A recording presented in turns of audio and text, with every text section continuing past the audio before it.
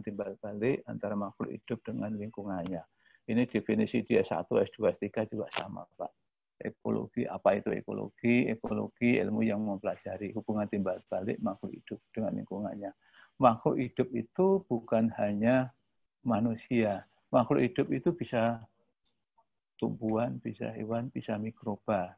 Mikroba itu juga beraneka ragam. Jadi kalau kita melihat tumbuhan itu beraneka ragam, hewan juga beraneka ragam, hewan yang di udara, yang di darat, yang di laut itu sangat beraneka ragam, banyak sekali, dan kita dikaruniai keanekaragaman hayati yang sangat banyak. Bahkan waktu saya bilang bahwa Indonesia itu sebagai sumber keanekaragaman hayati dunia, itu ya oleh beberapa, saya waktu itu bicara sama Prof. Emil sebagai guru, saya mengatakan, Prof, kalau saya kok berpikir Indonesia itu mempunyai keanekaragaman hayati yang tertinggi di dunia dan bahkan menjadi sumber keanekaragaman hayati. Saya bercerita bagaimana burung migran dari belahan bumi utara ke belahan bumi selatan mampirnya Indonesia. Bagaimana penyu yang dilepas di Indonesia, tapi nanti selang berapa bulan ketemu di Corolaju. Nanti berapa bulan ketemu lagi di Indonesia. Berapa bulan lagi ketemu di Kalimantan Selatan. Ketemu lagi di India, di Thailand. Nanti ketemu lagi di Indonesia. Itu penyu, ya, penyu yang ya gerakannya pun juga lambat banget. Itu juga ada. Jadi bagaimana hubungan makhluk hidup dengan lingkungannya itu ternyata ya sangat luas sekali. Bukan hanya yang ada di sekitar kita, bahkan kalau lingkungan kita itu terjadi pemanasan, lalu di kutub utara terjadi es mencair, maka beruang kutub pun juga akan terpengaruh. Jadi bagaimana hubungan makhluk hidup dengan lingkungannya itu bisa dilihat dalam arti yang sangat luas di seluruh permukaan bumi ini, atau bisa dilihat dalam arti kecil, dalam arti sempit, misalnya di rumah tangga kita adanya nyamuk, ada manusia, hubungan timbal balik, tapi ternyata hubungan timbal balik juga bisa dilihat antara makhluk hidup yang ada di sini dengan yang ada di kutub utara. Bagaimana perilaku kita yang berpengaruh pada pemanasan global, di kutub utara terjadi pencairan es, beruang kutub pun juga terpengaruh keberadaannya. Jadi sangat luas sekali. Sehingga sulit kalau mau mengatakan saya ahli ekologi. Aduh, sangat riskan sekali mengaku bahwa saya ahli ekologi. Saya secara pribadi juga sangat tidak mengakui bahwa saya seorang ekolog, cuma saya belajar ekologi. Nah, nanti kita bisa sharing, Ibu Bapak juga punya pengalaman yang lain. Bisa juga ekologi diartikan sebagai ilmu yang mempelajari rumah tangganya makhluk hidup. Itu ya Ibu Bapak ya. Bagaimana kalau bedanya S1, S2, S3? Kembali di awal saya sampaikan bahwa capaian pembelajaran S3 itu beda dengan S1, beda dengan SLTA, mungkin sudah diajarkan juga SLTA, SLTP itu sekarang sudah diajarkan tentang hubungan timbal balik ini. Tapi sekarang bagaimana kalau S3 tentunya kita bisa mempelajari, kita bisa meng-create, kita bisa menciptakan hubungan timbal balik. Tadi bukan hanya sekedar hubungan timbal balik, tapi bagaimana rumah tangga si makhluk hidup tadi bisa kita kembangkan, bisa kita punya peran, hubungannya itu menjadi harmonis, menjadi sejahtera, menjadi baik. Kita juga memperhatikan hak makhluk hidup yang lain. Karena bumi tempat kita tinggal itu bukan hanya tempat tinggalnya manusia, tapi juga tempat tinggalnya makhluk hidup yang lain. Yang lain juga punya hak berada, yang lain juga punya hak untuk hidup, yang lain punya hak untuk sejahtera. Nah itu yang harus kita perhatikan. Jadi kalau kita tidak membakar sampah sembarangan, itu dalam arti tidak menimbulkan pemanasan global, itu juga nanti berpengaruh, entah itu sebesar jarah, tapi akan berpengaruh pada kehidupan di kutub utara, di kutub selatan, dan sebagainya. Nah ini bagaimana kita nanti bisa mengembangkan hubungan yang baik tadi. hubungan rumah tangga yang baik, membina rumah tangga makhluk hidup. Rumah tangganya makhluk hidup yang baik. Itu, Ibu Bapak ya. Nah, kalau manusia itu sebagai khalifah di muka bumi, dikasih tugas menjaga, melestarikan, namanya sebagai khalifah di muka bumi, yang menjaga alam ini supaya tetap baik. Nah, kalau tetap baik, ini manusia itu ada yang namanya lingkungan sosial, sosiosistemnya. Dia punya keinginan, dia punya kemauan, tapi dia juga punya keinginan. Keinginan yang tidak terbatas itulah yang nanti akan berpengaruh pada ini, Ibu Bapak. Ya, ini lingkungan alamnya. Karena keinginannya tak terbatas, keinginan tak terkendali, lingkungan alam itu nantinya akan berubah sedikit demi sedikit menjadi lingkungan ini. Kalau Ibu Bapak lihat, ini ada namanya lingkungan binaan. Jadi lingkungan yang dibina, yang ditata. Ditata siapa? Ditata oleh manusia. Jadi manusia menata mestinya sadar betul bahwa kehidupan di muka bumi ini semuanya itu butuh hidup dalam satu keluarga yang hidup yang sejahtera. Yang hidup yang damai, yang berdampingan, saling menghargai satu dengan yang lain. Saling ada rasa empati, saling mengakui punya hak makhluk hidup yang lain itu. Untuk itu, Ibu Bapak ya, namanya di dalam lingkungan hidup keseluruhan ini, itu kalau kita manusia ini mau memenuhi kebutuhan hidupnya dengan membangun, membina lingkungan seperti ini, ya butuh pertanian, butuh perkebunan, butuh industri. Yang digunakan apa? Alam. Yang ada diambil, yang ada di alam itu dimanfaatkan. Airnya dimanfaatkan. Selain dimanfaatkan juga dicampur lagi dengan limbah. Hutannya juga dimanfaatkan, diambil, tapi untuk kepentingan manusia. Nah, kita memang harus membangun, boleh mengambil alam, tapi kita juga harus memperhatikan ini, hak makhluk hidup yang kecil-kecil ini, ada tupai, ada makhluk hidup yang lain-lainnya. Mereka juga punya hak berada di alam, hak untuk hidup. Sehingga kita membangun itu juga ini ya, kita tidak boleh semuanya dikupas habis untuk kepentingan manusia. Yang di awal sekilas saya singgung bahwa manusia itu egois, manusia itu antroposentris, manusia itu menangnya sendiri, makhluk hidup yang lain tidak dianggap. Nah, ini yang bahaya nantinya. Kalau semuanya nanti menjadi seperti ini, terus nanti ada erosi, ada banjir, ada pengendapan, sedimentasi, ada waduk yang jebol, ada yang pencemaran udara di mana-mana. Ini yang nantinya akan menjadi merubah. Kalau dulu keanekaragaman di sini itu banyak, di sini menjadi sedikit. Itu Ibu Bapak. Bahkan yang pernah saya sampaikan, kalau nggak salah di kelas ini di awal, saya itu mengajar ekologi kesehatan di FKM, dan sejak saya pegang kelas itu, saya selalu mengatakan, ini keanekaragaman hayatinya itu sangat banyak, bukan hanya dari sisi tumbuhan, bukan hanya dari sisi hewan, tapi dari mikroba, Ibu Bapak ya. Dari mikroba. Mikroba itu jenisnya juga banyak, puluhan, bahkan bisa ratusan jenis mikroba. Kalau yang di laut itu kita punya ratusan, bahkan bisa ribuan jenis ikan, jenis biota yang ada di laut. Ya. Terus yang namanya burung, kita juga punya ratusan jenis yang ada di darat. Yang di sungai juga berbagai jenis ratusan.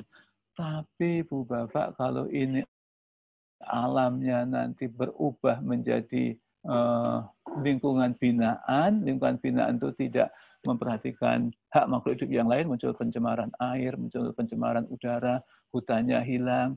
Jadi yang ada di sini nanti akan banyak yang berkurang, di sini akan menjadi semakin berkurang, tinggal 1-2 jenis yang mungkin dia bisa bertahan. Yang sering saya contohkan, Ibu Bapak mungkin bisa lihat ikan sapu-sapu. Ikan sapu-sapu itu dia hidup bertahan pada air yang kotor. Ibu Bapak bisa lihat di waduk, dia ada lihat yang namanya eceng gondok. Ya, Eichhornia crassipes eceng gondok. Dia berkembang, tapi berkembang pada air yang kurang bagus. Tapi kalau airnya bagus, jenis ikannya berbeda. jenis tumbuhannya berbeda. Artinya apa? Ada jenis-jenis tumbuhan, hewan yang dia cocok pada tempat yang tidak bagus ukuran manusia. Nah, ini hal yang sama kalau terjadi pada mikroba, bakteri, virus, kapang, dan sebagainya. Ada jenis bakteri, virus, kapang yang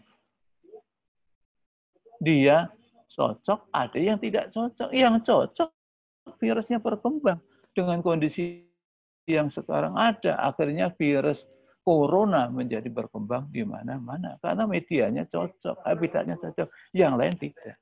Manusia kalau belum mengantisipasi vaksinnya dan sebagainya, ini akan menjadi malapetaka. Ini saya sampaikan 4-5 tahun di depan mahasiswa FKN. Hati-hati.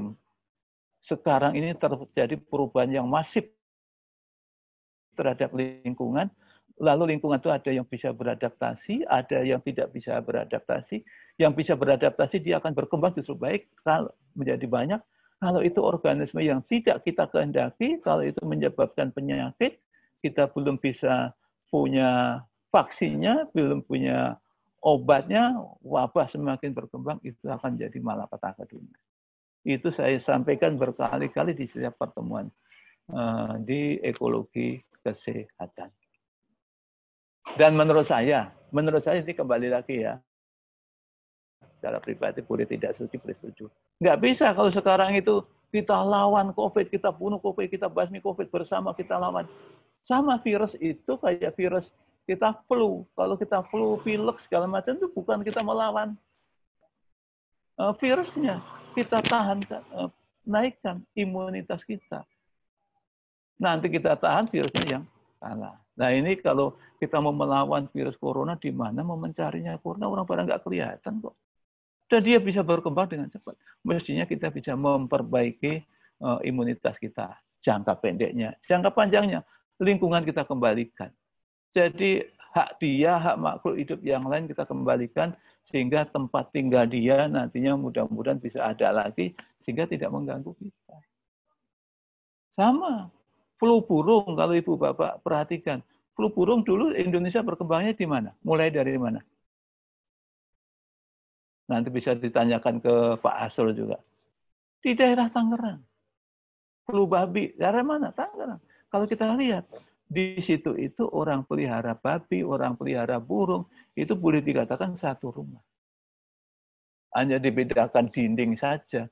Nah itu di alam itu terjadi proses suksesi, proses adaptasi. Itu ada di burung, lama-lama dia bisa beradaptasi, pindah pada manusia. Akhirnya ada flu burung. Nanti burungnya yang jadi sasaran, dibunuhin semua. Lah, dia sebagai habitatnya malah dibunuhin. Dimasukin di api yang berkorban, berkobar-kobar, tangkap, dimasukin di situ. Selaku orang lingkungan rasanya sedih kalau mengatasinya seperti itu. Jadi harus dikembalikan pada habitat-habitat aslinya. Jangan kita rusak hak makhluk hidup yang lain. Mereka harus kita perhatikan juga ini di dalam pembangunan itu. Jadi ekosistemnya nanti akan tetap bisa dijaga hak mereka. Ekologi itu rumah tangganya makhluk hidup itu bisa dibedakan manusia dan non-manusia. Ini manusia itu ilustrasinya kecil. Kecil ini bukan berarti kecil jumlahnya, kecil ukuran fisiknya. Tapi bisa jadi karena jumlahnya, karena pemikirannya, karena teknologinya, dan sebagainya. Tapi lambat laun manusia berkembang teknologinya. Berkembang lagi selain teknologi juga jumlahnya. Jumlahnya berkembang, teknologinya berkembang, keinginannya juga semakin berkembang. Nah, akibatnya apa? Ini lingkungan itu saya ilustrasikan sebagai pohon. Tapi bisa juga ini diilustrasikan bukan pohon. Ini adalah air, ini adalah hutan, ini adalah udara, ini adalah batu, ini adalah tambang, dan sebagainya. Dengan perkembangan jumlah manusia dan teknologi, kalau awalnya ini kalau kita ilustrasikan hutan atau pohon, orang menebang pohon besar itu paling sehari bisa 1 batang. Dipotong-potong dan sebagainya itu paling 2-3 orang bekerja sama menebang 1 batang. Tapi Ibu Bapak kalau di sini, posisinya di sini, tidak bisa. Dia sudah punya teknologi dengan mesin itu 1 jam sudah terpotong-potong, sudah tergergaji dengan ukuran yang baik. Dulu kita mengambil air di timba itu pakai itu ditimba, kalau di kampung saya itu ada pakai bambu, terus nanti meningkat teknologi pakai tambang dari karet. Sekarang Ibu Bapak kalau ngambil air sambil duduk aja, air sudah mengalir sendiri, ngocor sendiri, ukurannya terserah mau berapa. Bahkan sekarang kayak ilmu sulap saja, kita nggak usah, kita diem aja, nggak usah nyalakan air, airnya kalau kekurangan bisa mengalir sendiri. Bisa nggak Ibu Bapak? Kita duduk nonton TV, airnya ternyata habis atau berkurang, tiba-tiba airnya nyala, pompanya nyala sendiri. Bisa nggak? Bisa kan? Pakai otomatis, di tornya pakai otomatis. Ada yang bocor. Begitu ada yang bocor, tornya turun sepertiganya, nanti otomatisnya nyala, pompanya nyala. Udah, sekarang teknologinya udah luar biasa. Kalau kita tidak peka terhadap air, Indonesia sumber daya air yang melimpah, tapi ini risikonya jadi sangat besar terhadap sumber daya air, terhadap sumber daya hutan, dan lain sebagainya. Ini yang harus kita perhatikan di dalam implementasi ekologi. Untuk menjaga hubungan, menjaga rumah tangganya yang baik, dalam rumah tangga makhluk hidup secara keseluruhan, kita harus memperhatikan hak hutan, hak tumbuhan. Kita harus memperhatikan hak air untuk berada dia sebagai air, hak rawa dia sebagai rawa, hak gunung dia sebagai gunung, dan lain sebagainya. Sehingga konsep rumah tangga makhluk hidup secara keseluruhan itu ya harapannya tetap harmonis. Terus apa yang harus kita perhatikan di alam ini? Di rumah tangga makhluk hidup itu. Ya makhluk hidup ya hewannya harus kita perhatikan, dia punya hak hidup, tumbuhannya kita perhatikan, mikrobanya juga kita perhatikan, dan ini fisiknya, fisik kimianya harus kita perhatikan. Sosial ekonomi juga harus kita perhatikan.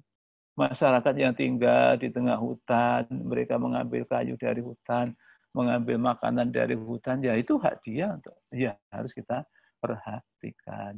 Budaya mereka, kearifan lokal mereka, kayak saudara kita yang di Baduy, saudara kita yang suku Talang Mama, saudara kita yang di Papua yang dia berpindah dari satu tempat ke mereka juga secara budaya juga mempunyai hak, bahkan mempunyai kearifan alam dalam menjaga lingkungan.